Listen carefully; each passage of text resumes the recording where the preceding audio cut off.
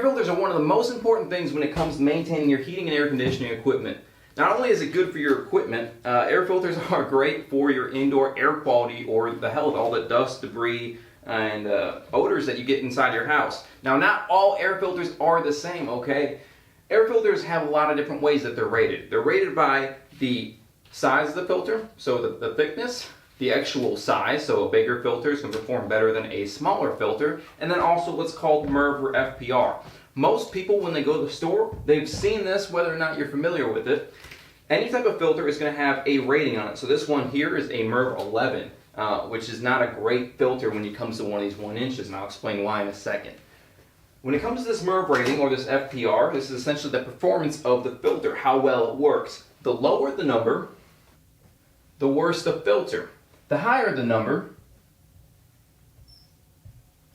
the better the filter. Pretty self-explanatory, okay? Done deal. Let's just go buy the best filter. Dalton, why are you making this video, okay? You don't need to. I do though. A lot of people think that. They buy the highest number filter they can buy. So most people are going to go to the store, they're going to see a MERV 13. That's going to be the most expensive filter. Easy peasy. My air quality is great. My system's operating great. I've got nothing to worry about. That's not the case, okay? So if it was that easy, we wouldn't be in business. we wouldn't have to worry about this at all. See, there's a reason that these filters exist. These are called media filters. They typically come in 4, 5, and up to 6 inches in thickness, right? The biggest difference with these filters is that they have a lower pressure drop or less resistance to airflow than one of these. If you look at them just side by side, you can see these white ridges or these pleats in here are a lot smaller on these little filters and a lot bigger on these, okay? So it's really simple to see that air can definitely go through one of these filters easier because there's more surface area for that air to go through. Now, the problem with either of these filters is if the filter isn't sized properly, the right width, the right height, then you're going to have issues with what we call sifting, or where the velocity is too high for the air filter, this air filter will actually shake. This can happen to either one of these filters if it's not sized right. We love these filters, and I'll get why in just a reason, but what happens is when these filters sift, that dust and dirt will still go through the filter despite whatever number filter you get. I erased that already, but you get the point, right? So if you've ever been on the beach and you played with a sand sifter, you pour sand on top of that little sifter and then you shake it, what happens? That sand goes through. But if you don't shake it, the sand does not go through the sifter. The same thing happens with your air filter. That air is going so fast through a small filter that filter actually shakes and vibrates, and the dust, dirt, and debris goes right through the filter despite of how good of a filter you buy. So, quick few ground principles for most people. If you're buying one of these basic 1-inch filters, as it sits, and you just, hey, Dalton, I want the bare minimum, cheapest thing I can do. They all say that they're good for up to 3 months. We never see that in the field. You're typically better going 1 to 2 months depending on your indoor conditions. If you're buying a 1-inch filter, you want to go with a MERV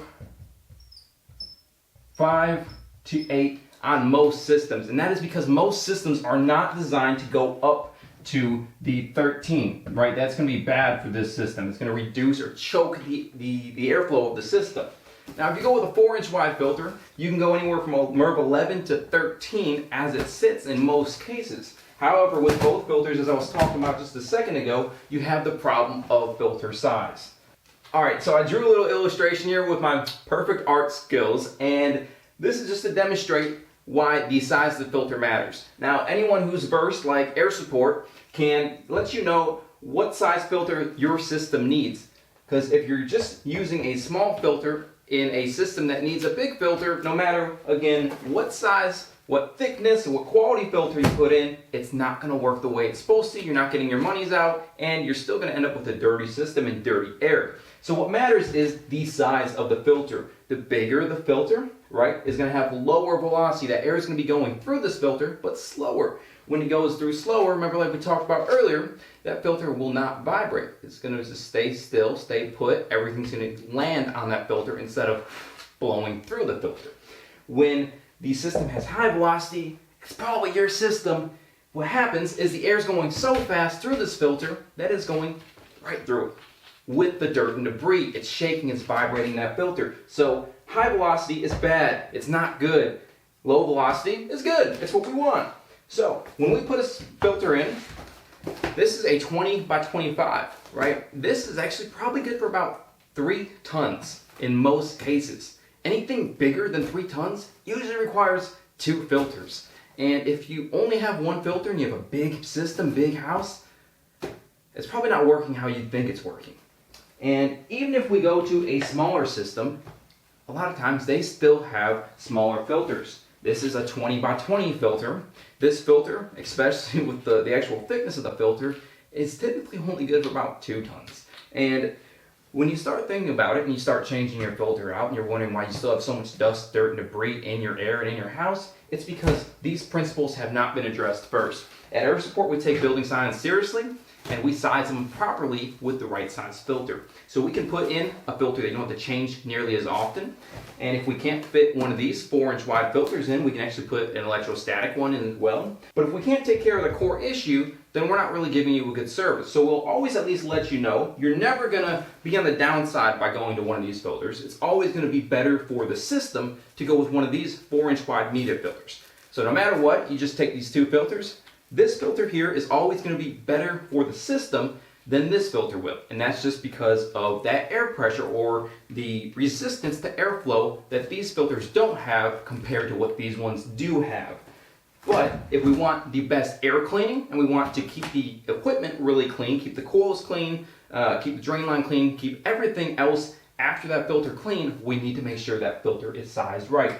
Again, you guys can give us a call. That's 502-209-8311. We'd be more than happy to come assess your air filter. Let's take care of the low-hanging fruit before we start exploring the other options on how we can improve the air quality, protect your system, longevity, and the health in your home. This is Dalton with Air Support. Thanks for watching.